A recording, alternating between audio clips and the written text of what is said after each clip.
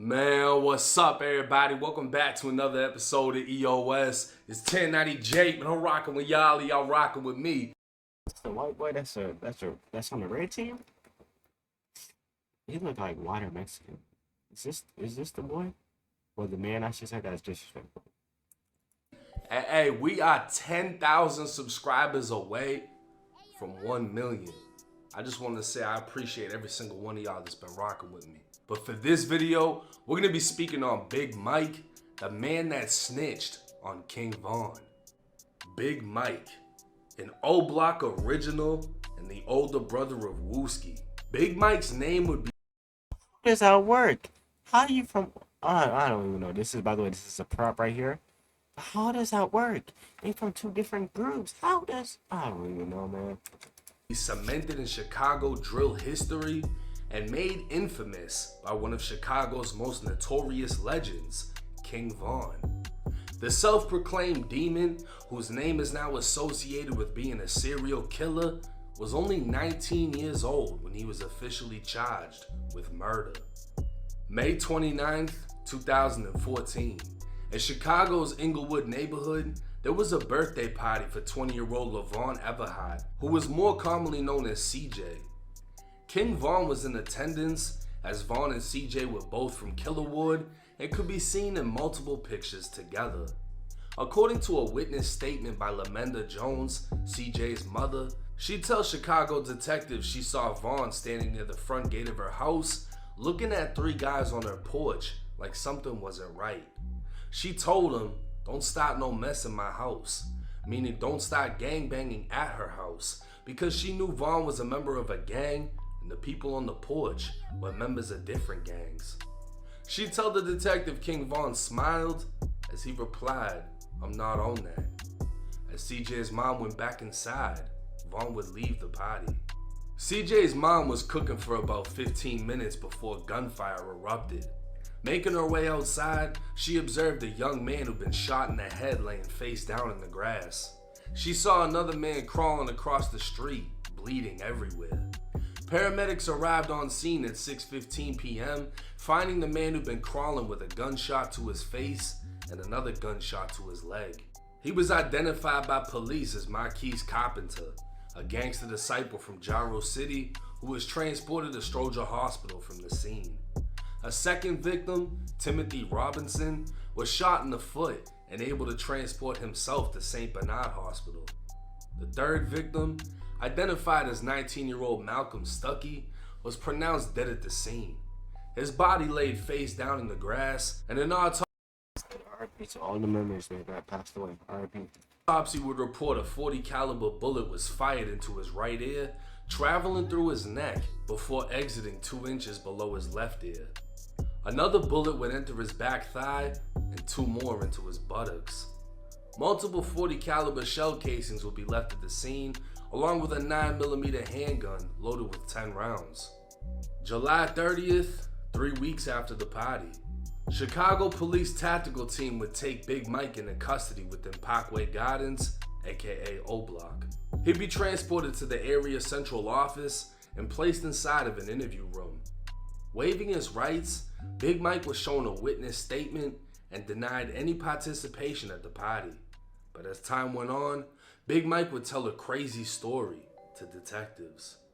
Jasmine Mitchell called Mike, saying Von needed him as muscle for backup. Von got on the phone saying him and Jasmine were at the party when other guys started looking hard and whispering to each other. Von wanted to go back, this time with Big Mike. Mike told detectives he was picked up only 10 minutes after the call. Jasmine was driving her grandfather's silver Oldsmobile when Mike got into the front seat as Von sat in the back. Von started telling him what happened when Von asked him if he was decent. Mike told detectives Von meant was he armed, and Mike told him he had a Glock 40 with 15 to 16 rounds. That's when Von showed him his gun. Mike told detectives they drove back to where the party was at when Von made a call asking if those guys were still out front. The person on the phone told Von not to come because one of the guys had a gun, but Von would reply back saying, "That's okay, we got 2 guns," and he hung up the call. Von and Big Mike exited the vehicle and walked through a vacant lot to LaSalle Street before cutting through a gangway. Mike would tell detectives Vaughn was in the lead while Mike followed, saying neither one of them attempted to conceal their face. As they got to the end of the gangway, Big Mike saw a black male with long dreads wearing an orange shirt. Mike told detectives he later learned from Vaughn it was a man named Tim. Mike was staring as Tim stared back before he turned and ran. Mike told detectives that's when Vaughn chased him to the front of the house and opened fire. By the time Mike made it to the front of the house, he saw one victim already laying face down in the grass. Mike saw Vaughn shooting at another guy, yelling, "Why you running?" Mike would admit to detectives that's when he And then CJ's kid, why else is he gonna run, Vaughn? They're coming after him. I would run too. Even if Vaughn was still alive, I'd be terrified of him too. You know, he's a civilian, I'd be terrified of him though. started shooting at Tim, firing 15 to 16 shots. Mike told detectives he knew he shot him because he saw him stumbling as he ran. With his gun now empty, Mike turned and ran down the gangway while he could still hear Vaughn firing. Vaughn then came up behind him and eventually down the alley. Mike told detectives he watched King Vaughn run 2 houses over and fire 2 more shots at the man that laid in the vacant lot. Mike could see the victim was bleeding from the mouth. That's when they ran back to the car while Jasmine struggled to unlock the car doors. Mike told detectives he yelled at her for locking the doors and would eventually throw his gun in Lake Michigan. He then said he didn't know any of the individuals at the scene. The state attorney's office would charge Big Mike with 1 count of first-degree murder and 2 attempted murders. King Vaughn was already in prison on a parole violation, and the day after Big Mike was charged, Vaughn would be transferred from prison to the interview room. King Vaughn waived his rights and denied any knowledge of the incident. Vaughn denied knowing Jasmine and Big Mike, but said he knew CJ from grade school and denied being at the birthday party. Shown photos of Jasmine and Mike, Vaughn once again denied knowing them. Marquise Carpenter identified King Vaughn as the person that shot him in the leg and face. He told detectives him and a friend went over to the house to celebrate CJ's birthday. Shortly after, a female and King Vaughn arrived in a silver car. While sitting on the porch, he saw Vaughn having a conversation at the front of the house when Vaughn went to the car, put a gun in his front pocket, and placed his shirt over it.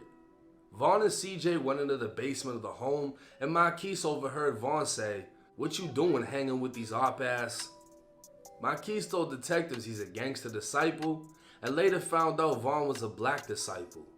Vaughn would stay in the basement for around 5 minutes before leaving, and that's when Malcolm Stuckey arrived. They were gonna play basketball at a park when Marquise noticed all the small kids were being called inside of the house. That's when CJ appeared at the basement door, telling them to come to him.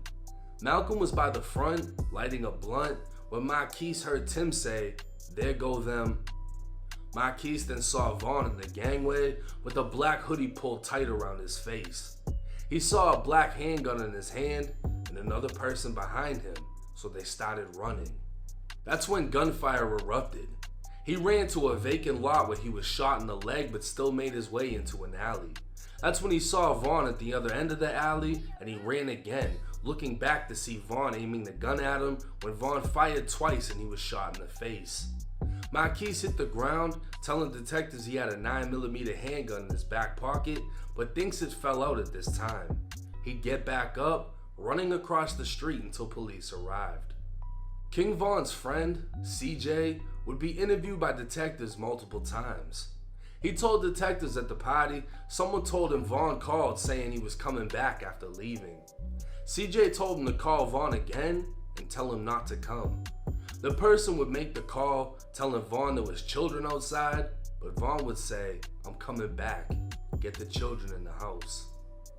CJ went to warn the others on the porch, but before he could, the gunfire erupted. The man who called King Vaughn would voluntarily do an interview with police, saying he told Vaughn days after the shooting he was bogus for shooting people while CJ's family was out there. Vaughn would reply back saying, "They going to come after me now?" Vaughn would be officially charged with first-degree murder and 2 attempted murders after being identified by multiple people, including his friend CJ and his co-defendant Big Mike. In fact, What type of snitching stuff is that in Chicago, man? If anything like that happened to me, I'd be like, hey, I don't know nothing. As long as I ain't do it, I don't know nothing. Nobody gave a better description than Big Mike, who claimed to see Vaughn start shooting, and by the time Mike made it to the front of the house, Malcolm Stuckey was already dead, implying Vaughn killed him. Mike would then say he saw Vaughn firing at the second victim, who would later say Vaughn shot him in the face and leg. The only person Mike would admit the shooting was Tim, who was only shot in the foot and was the least wounded victim. Everything else was put on Vaughn. August 13th, 2017. LaVon Everhart, or CJ, was standing outside at 6:52 in the morning when a black vehicle approached. A man in a black hooded sweatshirt exited the vehicle, opened fire, and struck CJ twice in the chest. 40 minutes later, CJ would be pronounced dead at the hospital. King Von would be acquitted at trial on all charges in December of 2017 after spending over 3 years in the Cook County Jail. The reason being, Big Mike recanted his statement and refused to testify against Vaughn at trial. Big Mike would also be acquitted of murdering Malcolm and shooting Marquise, which he originally placed on Vaughn. But Mike would be convicted of shooting Timothy in the foot, which he admitted to. For that, he'd receive a 28-year prison sentence for aggravated battery with the firearm. No offense to whoever related to him, but that boy was just stupid. Stitch with somebody and then come back and then not want to do it no more. Why does that make sense at?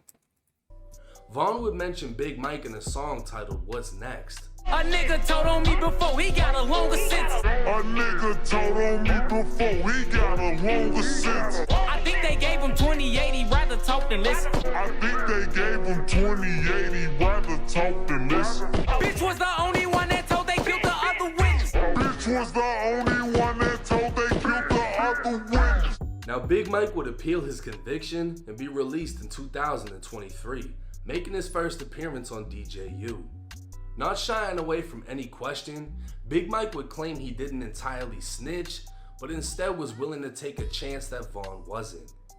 Big Mike wanted to claim self-defense, stating the victims opened fire on him first, to which he returned fire. But apparently DJU is the only place Mike said this. Not once in Mike's appeal did it mention self-defense, and not once in his police interrogation did it mention self-defense. He flat out just told the crazy story of Vaughn calling him for backup, Vaughn popping off the triple shooting, Vaughn dropping Malcolm before dropping Marquise, and Vaughn firing 2 more times at Marquise laying in the lot. Decided to go with King Vaughn, admitted to participating in the shooting, and when it came to it, told everything that happened to police, which would be the definition of snitching that most can agree on. What Big Mike's appeal did highlight was how the police broke him. According to the appeal, Mike was held in the interrogation room for over 30 hours and repeatedly questioned by several detectives. They tell Mike to minimize his role by incriminating Vaughn before Vaughn incriminates him. They implied if Mike spoke with them, the courts would consider his cooperation while determining a more lenient sentence. He'd be given McDonald's and cigarettes by detectives trying to make him comfortable, but they'd also sit inches away from him or stand over him yelling profanities and threatening him. These tactics would lead to Big Mike's confession, but also his appeal, because law enforcement obtained his statements through police coercion. But that part of his appeal would be denied as the courts found his statements to be voluntary. Big Mike's appeal win came from the courts reducing his charge of aggravated battery with a firearm to aggravated discharging of a firearm for shooting at Tim. The lesser charge would result in a lesser sentence and therefore his release. So while Big Mike snitched on Vaughn, Mike still had nothing but respect for Vaughn and never spoke down on him during his interview. And the story I mean, to some people you can, but to a real G, you can't do that. You can't snitch. You can't just, I don't even know, man. You can't just do that. between the two is just another crazy story out of the city of Chicago. Now, my thoughts on this situation. I saw a lot of people reacting to Big Mike's interview